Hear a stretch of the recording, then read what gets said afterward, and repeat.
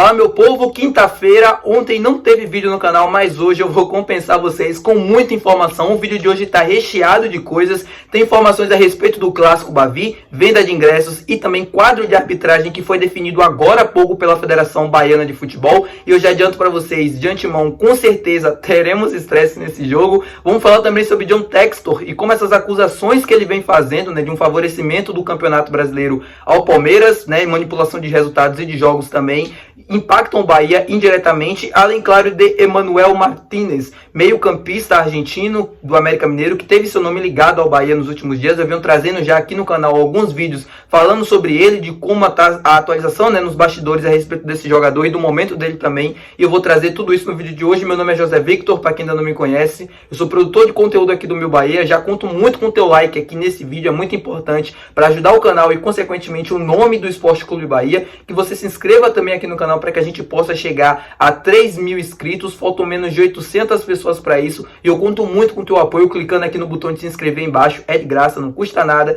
e vai me ajudar bastante, tá, meu povo? Já vamos começar o vídeo para a gente não perder tempo. Como eu falei para vocês, vamos falar no vídeo de hoje sobre Bavi. Vamos começar falando sobre a venda de ingressos. O Bahia anunciou agora há pouco que as vendas foram suspensas hoje, na comercialização, hoje na quinta-feira, porque os ingressos praticamente estão esgotados. Sobraram 1.500 ingressos que o Bahia vai disponibilizar somente amanhã para o público geral. Ou seja, praticamente ingressos esgotados para esse jogo. De manhã o Bahia já tinha anunciado que tinha mais de 40.000 ingressos vendidos, lugares garantidos, porque tem a porcentagem do acesso garantido também. E, enfim, público muito cheio, casa cheia. A gente vai ter novamente uma expectativa de quebra de recorde de público. Eu não duvido nada que isso aconteça no clássico de domingo. É um jogo extremamente importante e extremamente decisivo pra gente, pro nosso momento na temporada. Eu não digo nem porque vale o Campeonato Baiano, que a gente sabe que por si só não vale nada. É o título contra o rival, obviamente, e pelo momento que estamos vivendo também, até para dar uma resposta para o torcedor, para nós mesmos, de como esse time pode deslanchar até a final. O Campeonato Brasileiro já está na porta, A gente já tem as datas e horários definidas pela Confederação Brasileira de Futebol, a CBF, que detalhou as primeiras rodadas do Campeonato Brasileiro. O Bahia vai estrear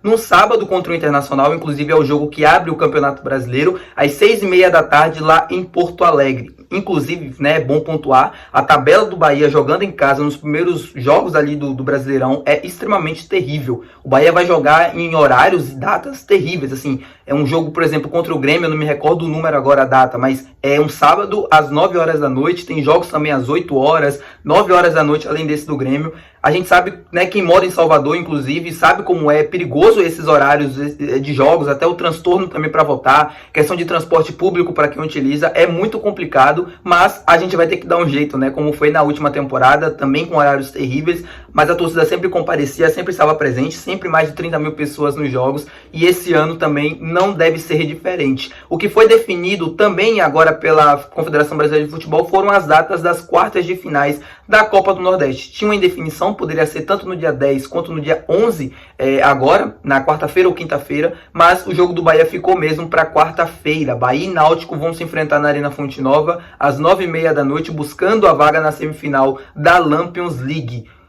Primeiro pontuar, uma vergonha a CBF definir a data tão próxima assim do jogo, A gente praticamente, depois do Bavi, é o próximo jogo do Bahia depois do Bavi, e a gente ainda não tinha uma data definida a respeito desse jogo, mas agora teremos. Vamos ver como é que o Bahia vai se sair primeiro na decisão e como deve ser o time para esse jogo. Mas, enfim, o jogo do Náutico a gente projeta depois. Vamos falar agora sobre Emanuel Martínez, porque eu venho falando aqui com vocês já há algum tempo sobre ele. É um jogador que o Bahia chegou a monitorar, chegou a consultar. O Bahia faz isso com praticamente quase todos os jogadores e oportunidade de mercados para conhecer detalhes do atleta, para pensar em uma possível negociação. É um jogador que está no mercado claramente. O América não vai utilizá-lo na temporada. Ele também deseja sair do clube. O Vasco já chegou a consultar, o São Paulo já chegou a fazer proposta, que foi recusado pelo América. O Cruzeiro também fez uma proposta, no entendimento do América, abaixo do valor do mercado do jogador e também foi recusada. E agora o time da vez é o Fortaleza. Fortaleza fez uma proposta por empréstimo ao jogador com opção de compra. Fortaleza pagaria 5% dos salários do jogador, mas o América Mineiro recusou. O América só libera o jogador por um valor definitivo, né, por uma compra, não quer emprestá-lo novamente. Eu venho falando aqui há algum tempo já no canal sobre do que eu acho do Emmanuel Martinez. Eu acho um excelente jogador de construção de jogo, defensivos. Ele tem características que ajudaria esse time nesse modelo de jogo e algo que o Bahia precisa, porque o próprio treinador Rogério Ceni, na última coletiva do Bavi, falou que não tem peças para o meio de campo, e é isso que ele precisa nesse momento para que o time consiga aguentar 90 minutos. Por mais que eu ache ridícula essa afirmação do Rogério, é uma conversa obviamente interna, né, dentro do clube, diretor de futebol, treinador e todo mundo que faz parte desse ciclo de contratações, que, lembrando, não se resume a somente uma pessoa, não é somente o Cadu Santoro que contrata, ou apenas o Rogério Ceni que indica, que dá o aval. Não, é toda uma estrutura. O Cadu já falou sobre isso diversas vezes. E o Emmanuel Martinez, obviamente, eu não tenho dúvidas que esse nome deve estar lá dentro sendo discutido, ou pelo menos sendo monitorado. Eu traria sem pensar duas vezes. É um jogador que, como eu já disse antes, pode ajudar demais o Bahia nesse esquema de jogo. É um jogador que o Bahia precisa no mercado. Assim, o Bahia precisa de um jogador com as características dele e ele está livre no mercado, ou seja, é uma possibilidade de negócio. Vamos ver se o América também, obviamente, não vai pedir um valor acima do valor normal que ele vale. E aí, claro, se isso não acontecer, o Bahia pode muito bem entrar e tentar uma negociação. Lembrando que eu falei que, pela fala do Rogério Ceni, na última coletiva ele falou sobre não gastar muito porque esse time já gastou demais. Não é que eu acho que o Bahia não tem dinheiro. Eu só acho que o Grupo City não é um grupo que sai distribuindo, que sai torrando dinheiro, né, nos clubes somente para fazer contratações, como é, por exemplo, Botafogo e Vasco. Eu acho que existe todo um planejamento, eles sabem o que eles estão fazendo, por mais que muitas das vezes a gente não concorde, e pode dar errado também, mas existe toda uma linha de pensamento, de planejamento do que eles façam, e aí vamos ver como é que vai ficar essa situação, se o Bahia vai tentar ou não a contratação do Emmanuel Martinez, fazer proposta. Obviamente, qualquer atualização a respeito desse jogador, trago aqui no canal. Bom, vamos falar agora sobre John Textor, dono da SAF do Botafogo. Ontem ele fez acusações gravíssimas, mais uma vez, a respeito de manipulação de jogos do Campeonato Brasileiro nos últimos anos, favorecendo ao Botafogo, né? O Campeonato Brasileiro do ano passado, por exemplo, terminou com o título do Verdão.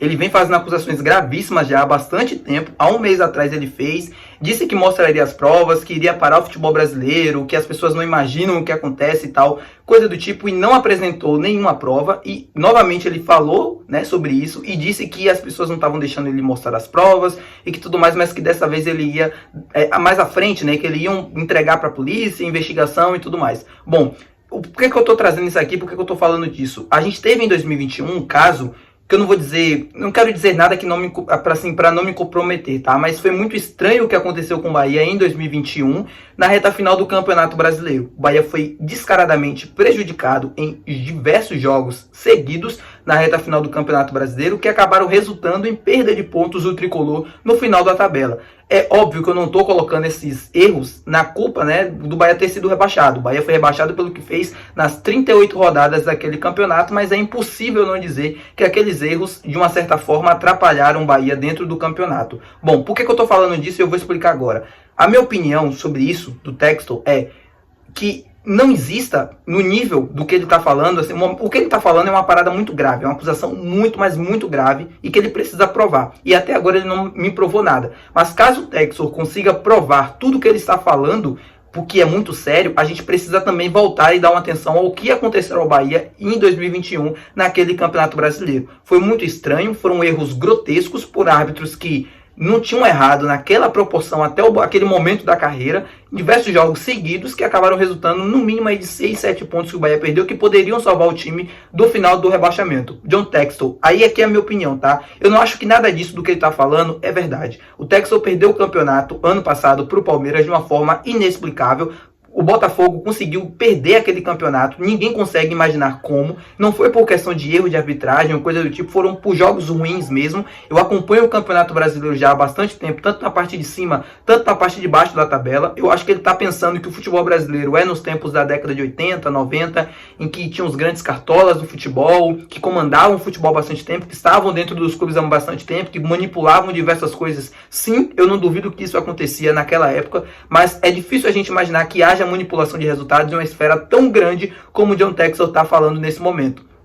Eu não coloco minha mão no fogo por ninguém, eu também não quero afirmar ou coisa do tipo, aqui é a minha opinião, tá? E você pode pensar diferente, mas manipulação por cartão amarelo, coisas do tipo por jogador, eu acredito, a gente viu recentemente, manipulação de jogos dentro do Campeonato Brasileiro, onde a pena e as acusações, claro, são graves, e as penas também, não me parece, nesse momento, uma parada que realmente aconteceu. Então o Textor, obviamente, vai ter que provar tudo isso que ele está falando, e se for provado, a gente precisa voltar para 2021 e tentar entender, o Bahia também tentar entender como é que aquilo aconteceu, por que aconteceu, como aconteceu.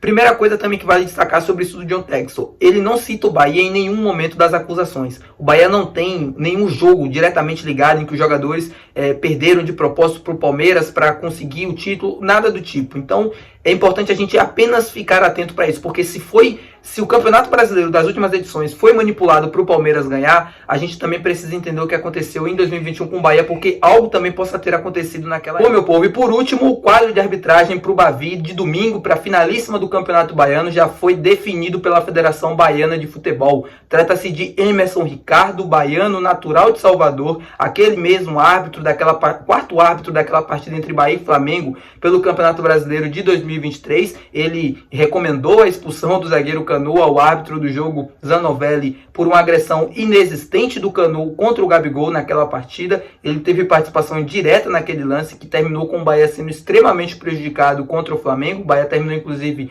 com 9 jogadores naquela partida, teve 2 expulsos e o Emerson foi o escolhido da vez pela Federação Baiana de Futebol.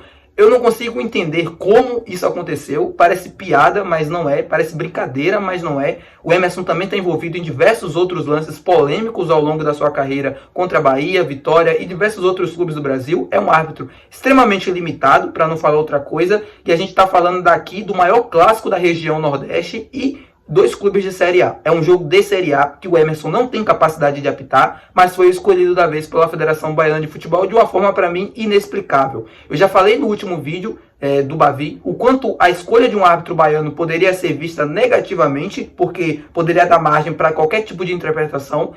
A Federação Baiana trouxe essa pressão a mais para o Clássico, trazendo o Bruno Vasconcelos, que foi muito mal naquele jogo, foi muito complicado para os dois lados, mas para o Bahia também teve um peso ainda maior, a não expulsão do Rodrigo Andrade, os acréscimos confusos e tudo mais o que rodeou aquela partida, e dessa vez o Emerson Ricardo, para o jogo mais decisivo até aqui do ano das duas equipes, um jogo de Série A, como eu já falei para vocês, e teremos a presença dele na partida. É um árbitro baiano de Salvador.